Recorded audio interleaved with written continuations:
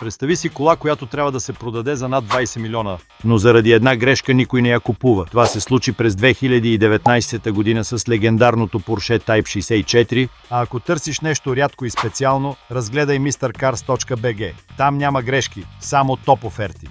На търга започва наддаването за Porsche Type 64, най-редкото Porsche в света, създадено през 1939 година от самия Фердинанд Порше. Аукционерът стартира с 13 милиона, но екранът показва 30 милиона. Следваща оферта 14 милиона, но екранът показва 40 милиона. Публиката не може да повярва. Цената скача до 70 милиона. И тогава търгът е спрян. Аукционерът всъщност не е казал 70, а 17. Заради акцента му екранът е грешен през цялото време. Тъй като крайната сума е твърде ниска, Поршето не е продадено и остава без нов собственик.